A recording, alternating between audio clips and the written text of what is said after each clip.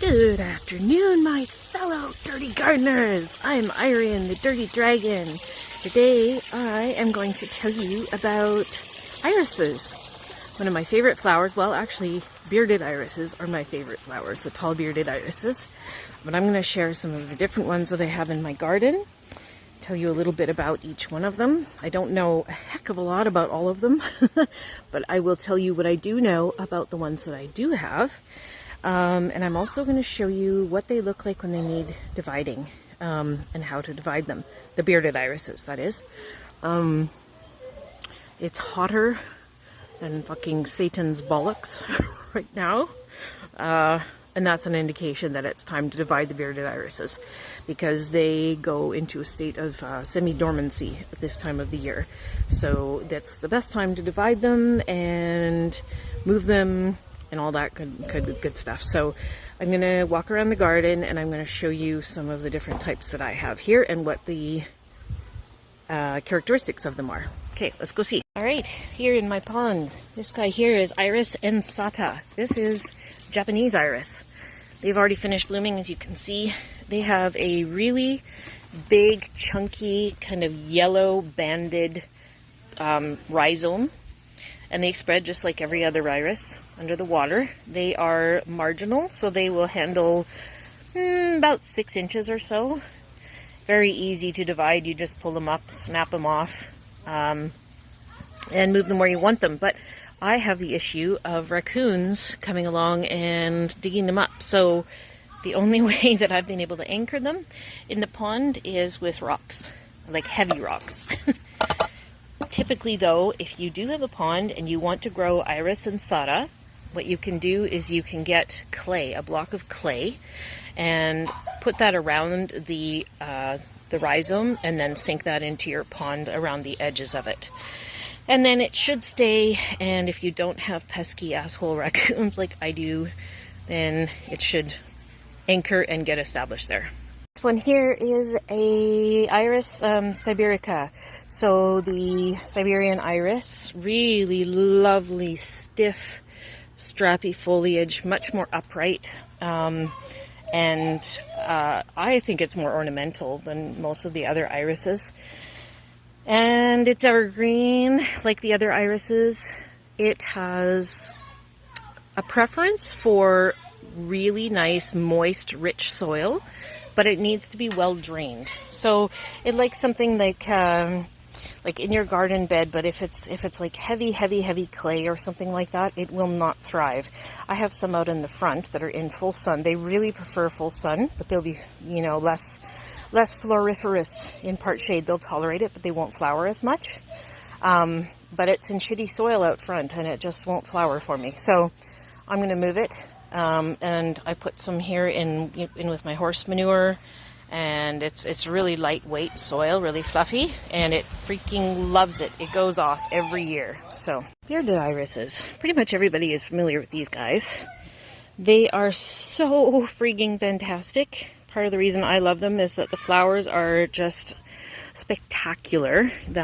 Oftentimes frilly and stripy and splashes of color and multicolored, and the blooms last for quite a long time. Some of them rebloom, some of them are scented, although I think they mostly smell like dish soap. Very, very easy to grow, tolerant of a lot of different conditions. However, I have found they do two things. If they're in super, super rich soil, especially if it's well moist, kept moist, they'll lean. They'll flop over. And by flop over, I mean like the part where the flower stalk will actually lean down like this, and then the flower will grow upright like a hook, which looks really dumb. But the other thing is, if they are in part shade, they will lean towards the sun. So it's not quite the same as flopping, but so these guys prefer full sun and well-drained soil, but they do like to feed. The more you feed them, the more blossoms you'll get, and the happier they'll be. This is what the rhizomes look like. You've all seen them. There's a common myth. I need to stop this because my kids are going nuts in the pool. Hang on.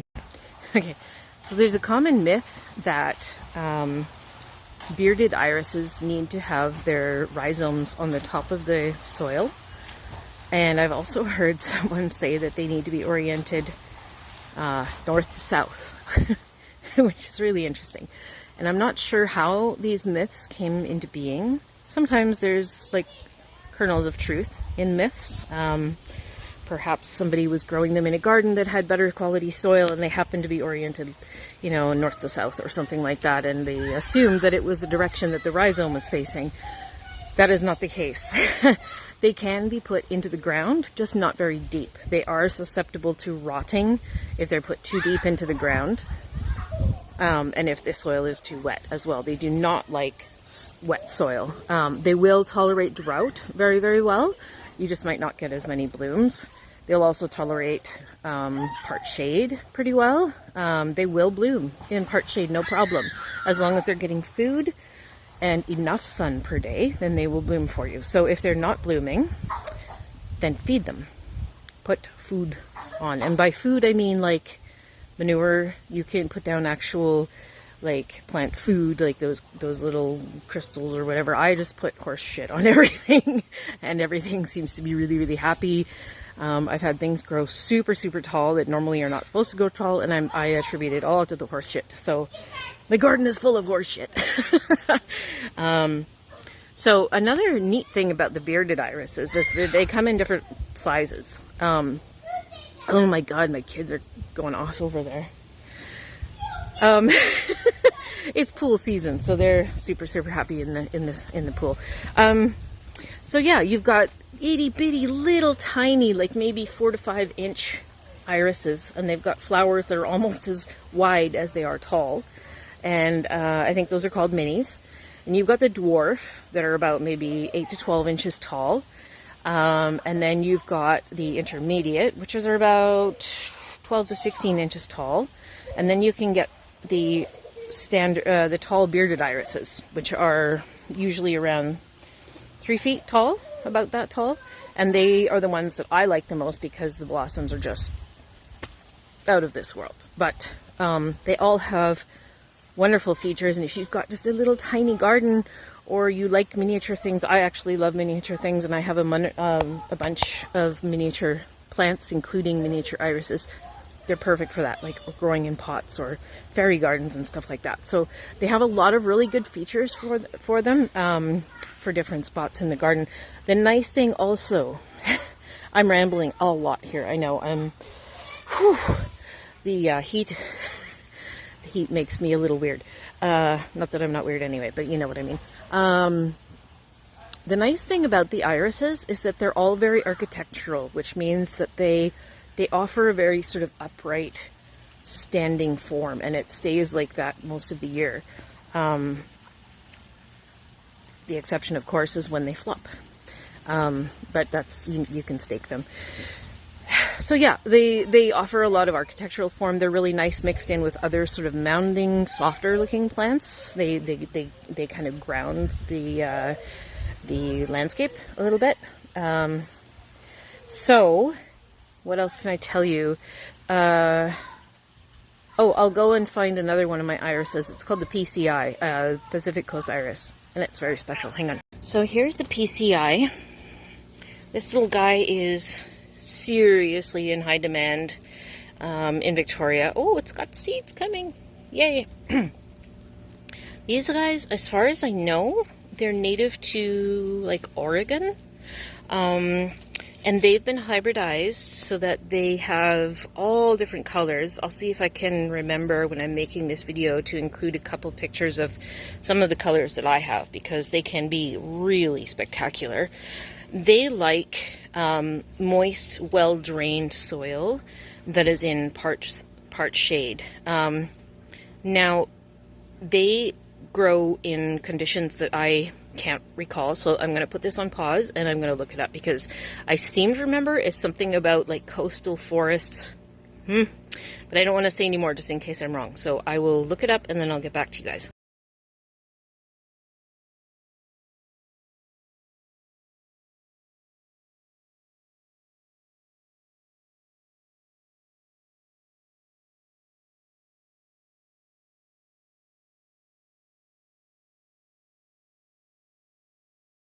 Okay, well, I was justifiably uncertain about their conditions because they are fucking divas.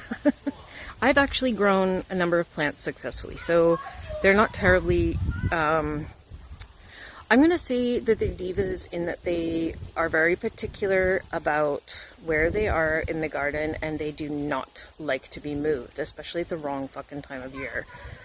I had the most glorious burgundy one, which I'll include a picture of when I'm doing this video later today. And I moved it in the springtime. And apparently you're supposed to move them in December, which is when they're like the most dormant. It was in a pot. I had it in a pot out front in like hot, dry sun. But I watered it regularly. And I guess it was just like, fuck you, you touched my roots. And I put it somewhere where it was a little cooler and a little more moist, and yeah, it just fucking died.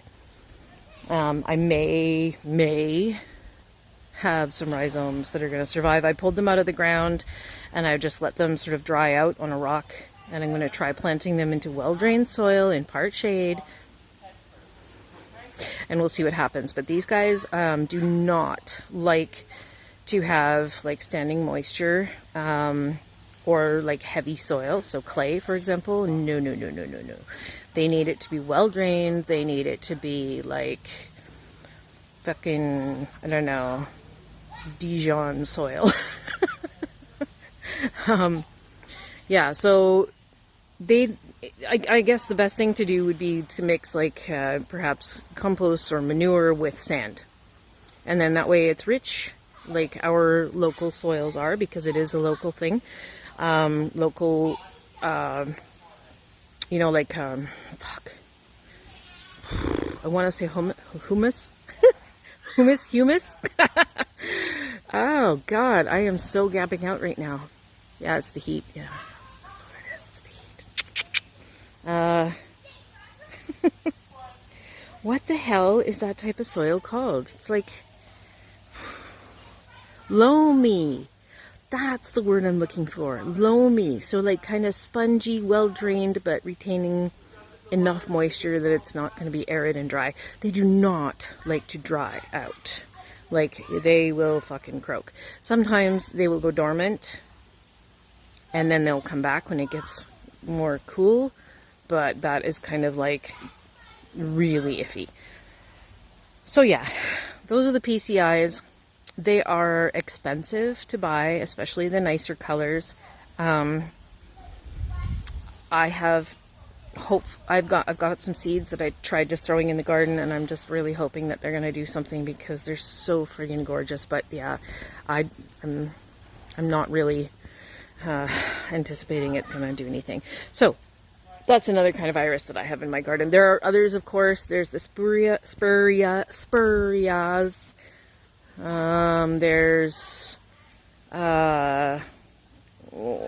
those ones that you find in ponds, like the yellow flag. I don't even know what the correct name for those are. Oh my god, Iron. Yeah, so the yellow flags are like Iris pseudoicorus or something. I looked it up because I fucking don't know.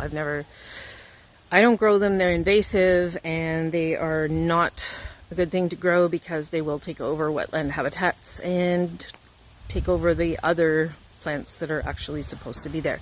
So I don't grow them, and I don't talk about them. We do not talk about yellow flag irises. Another kind of iris is the tall, skinny iris. It's a black one. I'm going to go check the tag. Okay, so that's Iris chrysographes. Really beautiful, almost pure black that I have here. And that's all I'm going to mention because I can't think of any others, and I'm just rambling on. So now, how to know that your irises need dividing. I am going to show you in the front yard because that's where a lot of my irises are, because they are deer proof. The deer do not eat them. Yay! So a lot of them are out front. In the deer buffet area. I'm going to go out there and show you what they look like when they are desperately in need of division. Right then. Alright. These are some irises that could really use dividing. They did bloom this year, but a good sign that they need to be divided is that they haven't bloomed for a year or two. That could mean they just need to be fed, but it also means very often that they need to be divided. When you look down and there's just like a thick mat of rhizomes down at the bottom there. These guys are under the soil, so you can't see them, but this is all like a whole mat of rhizomes down in here. These are fast spreading ones. They're a heritage iris, which tends to take off quite fast. So these ones definitely could use dividing, and I'm going to show you how I do that. Right, so to divide bearded irises, dig down to where their rhizomes are, or just, if they're on the top, just get them out of the ground. Oh, they don't want to come out of here.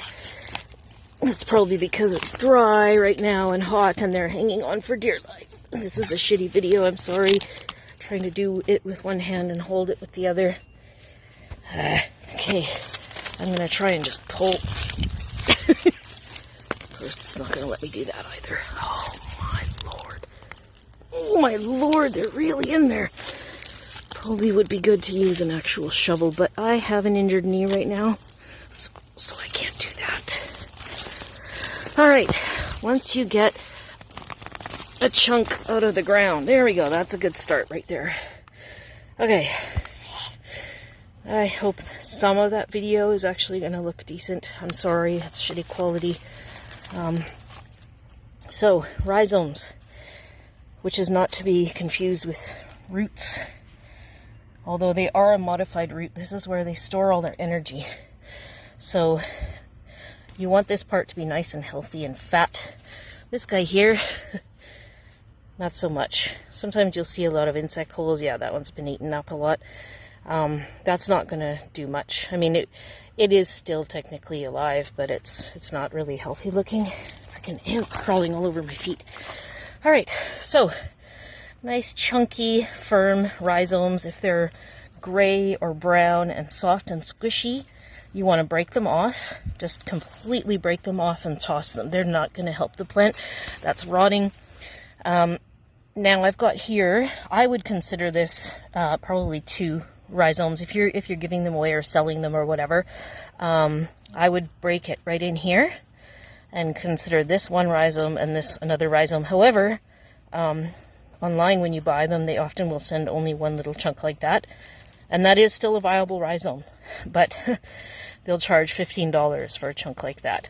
For some of the fancier varieties, not even really fancy, but anyway, that will probably take a year or two to get to the point where it's going to bloom for you. That's why I like to give these larger chunks when I'm selling, or I give several smaller chunks because I know that they're going to have a bit of a weight. But I'm going to break it and just explain one other aspect of this first. Okay, so now we have a nice healthy rhizome here. Very, very good looking, sexy rhizome.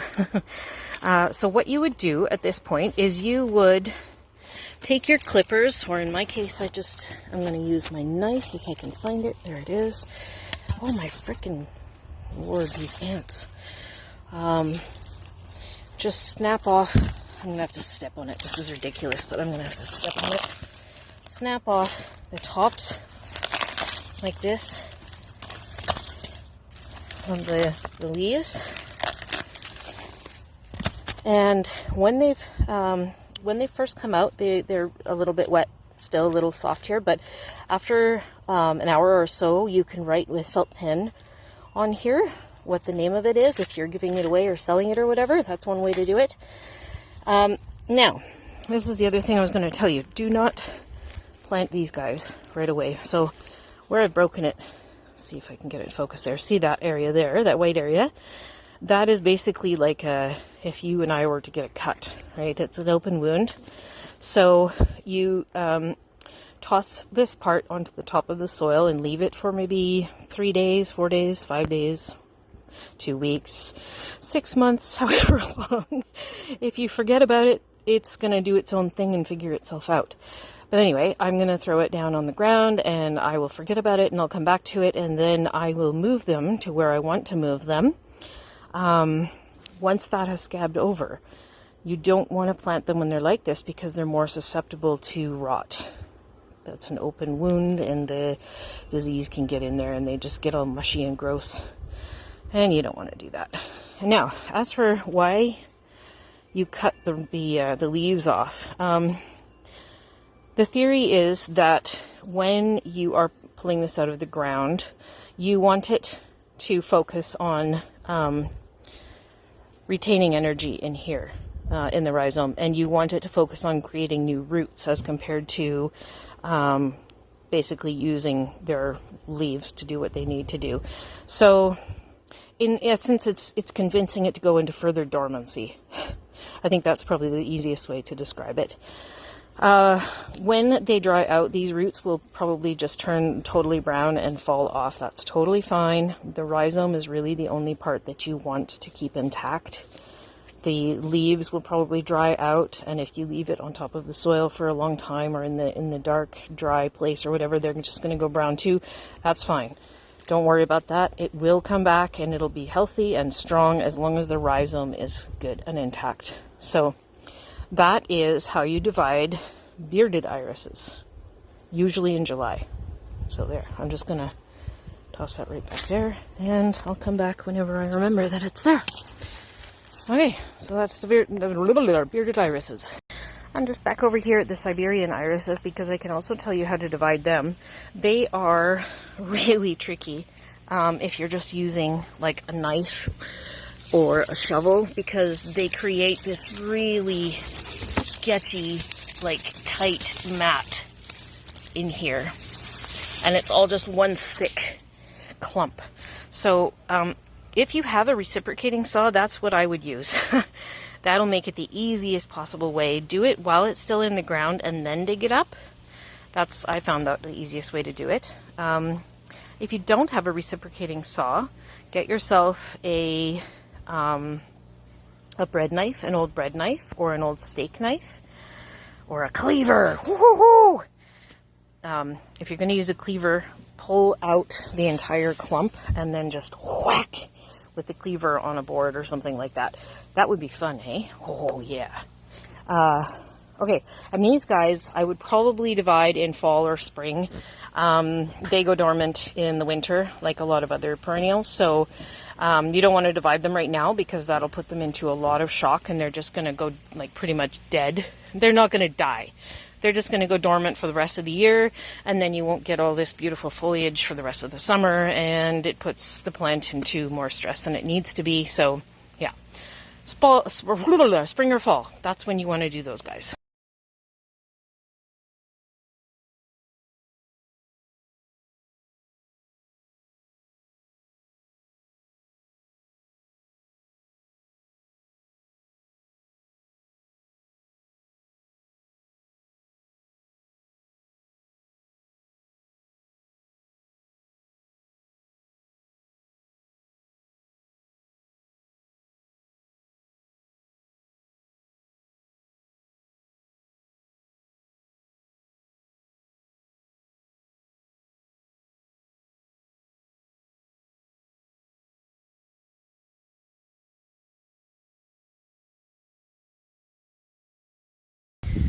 Okay, kudos to you guys if you understood a friggin' thing that I just said, because that was terrible.